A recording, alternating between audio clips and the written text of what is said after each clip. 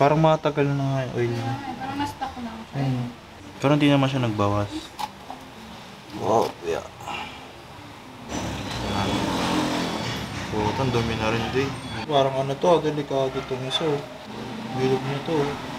Ito pabilog na. Huwag lang masyado igpitan kasi di na matatanggal to. Ito parang bibilog din po. Ito nakakatakot. Tumelog. Tumalog.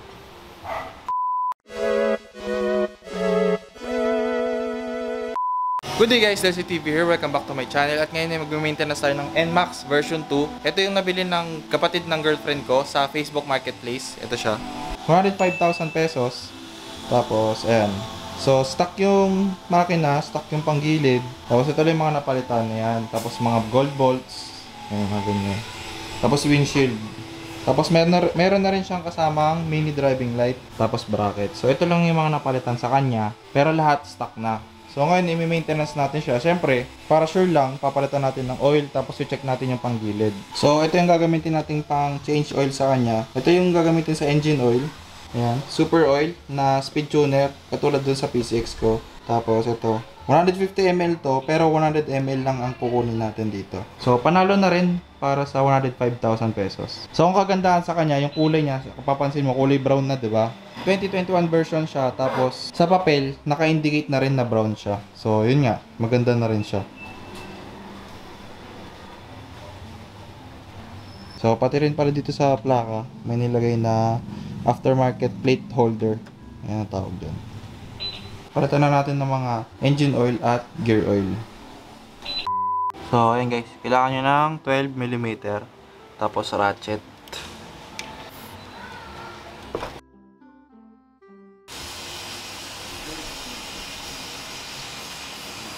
Kasi iba-iba na yung kulay niya.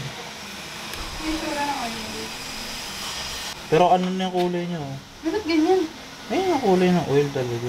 Parang matagal na nga yung oil niya. Parang na-stock na ako siya. Ayun. Hindi siya yung gamit na ano yun, yung luma. So next na kailangan is 17mm. 17mm. So magkatabi lang yun. Yung drain plug tsaka yung strainer.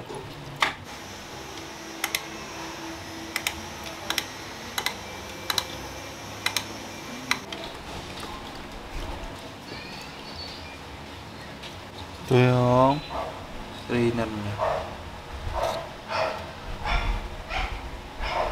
Medyo may mga dumi-dumi na rin siya sa loob. So dapat to nililinis din. Pero mukhang nalinisan naman yung strainer. Tapos ito pang lilinis natin.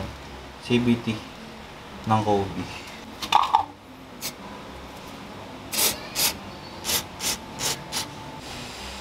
So pag nalinisan nyo na guys, ganito ang pagpasok sa kanya. Strainer, spring, kasi ito.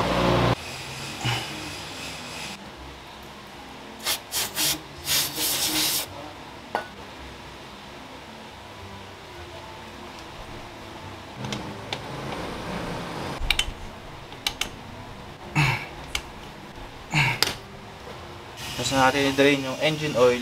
So dito ulit tayo guys. Sasalina natin to ng 100 ml lang. Para saktong 900 ml matitira dito sa engine oil natin. 1 liter kasi to. Tapos sa NMAX kailangan ng 900 ml lang. Sa natin.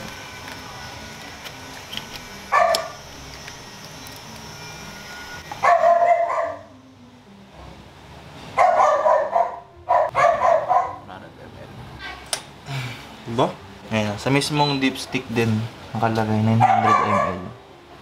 Para hindi mo makalimutan. So, ito yung gagamitin nating embudo. Nabili ko lang ito sa Shopee. Ang kagandahan sa kanya, ayun, may strainer siya. So, kahit anong alikabok o kaya mga bato, hindi makakapasok sa makina.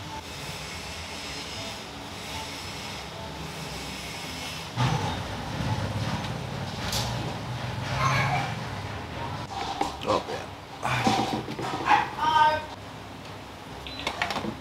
Tapos itong sobra, babalik lang natin dito. Sipunin mo pag nakasampu ka nito day, meron ka na ulit isang libre. Pwede naman yan kahit may store. Tapos balik agad natin to.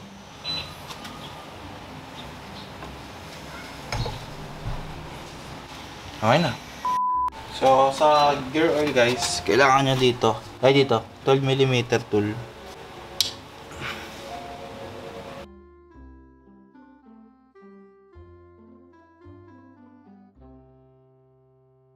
Pero hindi naman siya nagbawas.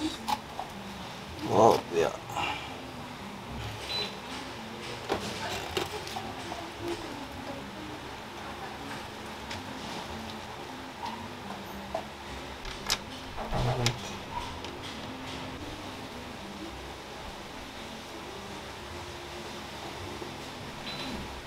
Ganun higpit lang. Tapos, ngayon magsasalin na tayo ng oil. So, unahin na natin dito sa gear oil. 100 ml lang kailangan dito. So, ito ay 150 ml. Sasalin lang natin dito is 50 ml. Up. Ayan. Saktong 50 ml lang.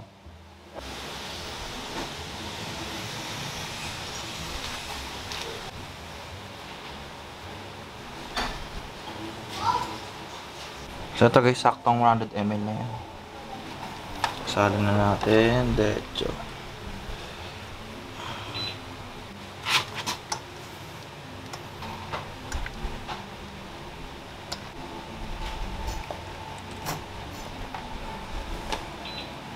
Ano? Tapos balik lang natin.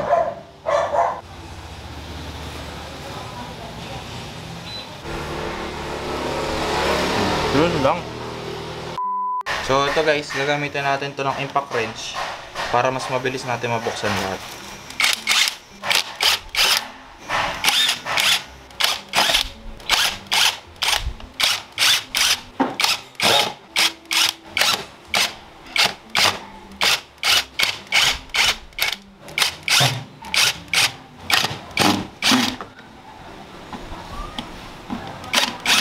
Sobrang tagal ko to.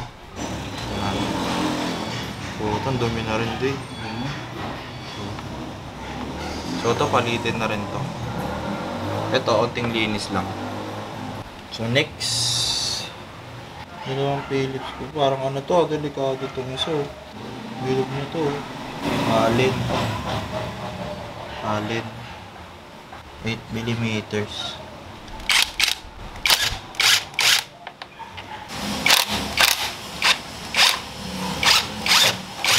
Delikado to. Paano na siya? Dapat ganito itsura niyan. Ito pabilog na. Huwag lang masyado igpitan kasi di na matatanggal to.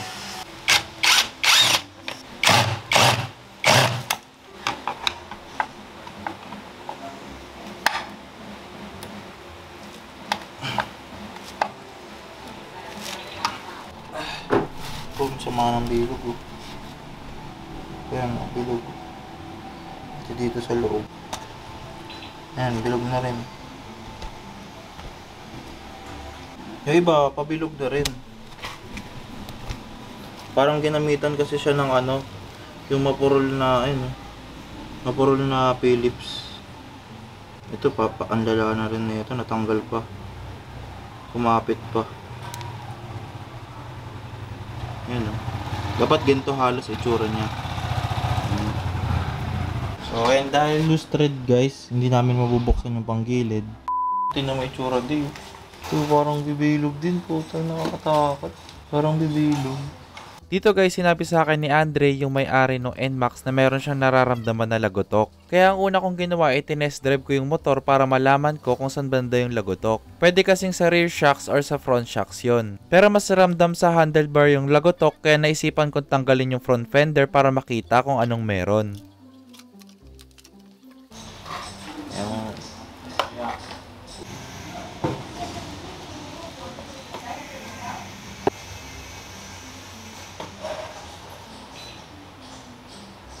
So, testing lang ng walang fender. Dahil meron kami nararamdaman na lagotok. So, sana sa fender lang. Hindi naman sa shocks eh. Kasi kahit walang lubak, may lagotok eh. So, siya yung kapatid ng may-ari. Ito yung may-ari. May-ari.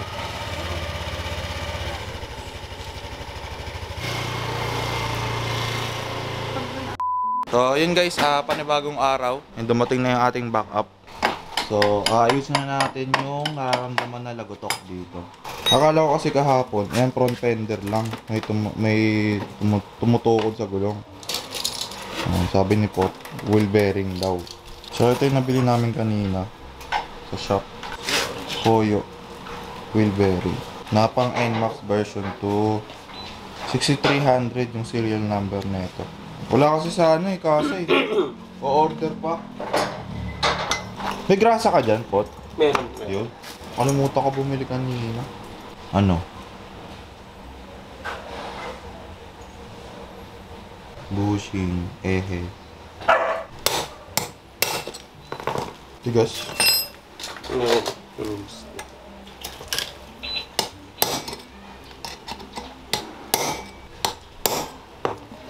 Oo, dalawa. Ano? Tumelog. Mahalog. Ito wala naman. Rubber shield din binili niya. Rubber seal? Yung ganito. Mm-hmm. Hindi kinakalaw, hindi kasi pinapasok kalawang to. Yun. Sakto. Kala ko hindi pa pa. Kuya ba to? Hindi matibay rin kuya Oo nga. Kaya nga din ako nag-ano kanina, nung pagtanong namin, koyo lang daw. Ay ko pwede na yun, boss. Meron pa isang ano yung KSK. KSK? Oo.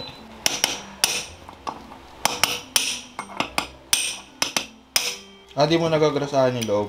Hindi, meron na eh. Meron na, no? Oo, pero lagyan pa rin natin.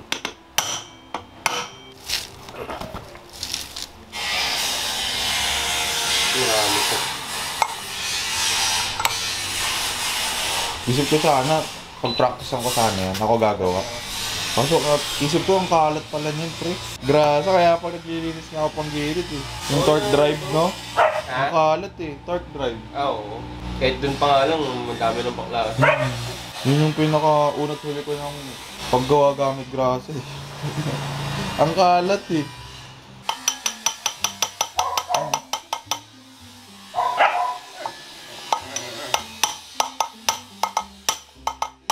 Meron namang sasalo sa kanya dun, di ba? Kahit masobra na yung bukbok. Oo. Meron. Hindi, yung ano, yung mahabang eh. Ay, yung ano, bushing. Oo. Talaga rito. Sakto. Oo pa. Dalawa kasi yung pwede, ano dyan eh, tendency. Kung hindi sa wheel bearing, sa front shock. Kasi issue ng B2, mabilis lumagotok yung mga shock. Kapal pa pala yung brake pads mo doon, yun mo. Ayun eh. Kaya akala ko nga Ito. kapong brake pad eh. Kala nga rin namin yung brake pads. Nakapal pa. Pero parang aftermarket yung brake pads na nakakabit. Masyadong manipis yung ano yun. Ito yung bakal. Yun, masyadong manipis. Pero makapit pa yung preno.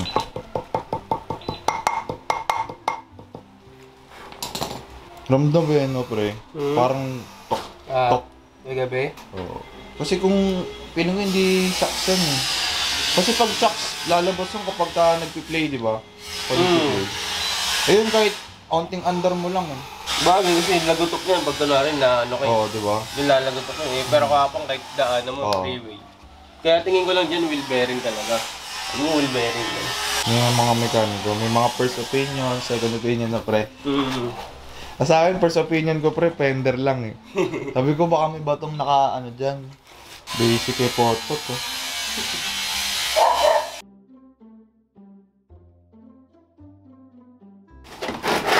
Yeah. Testing din.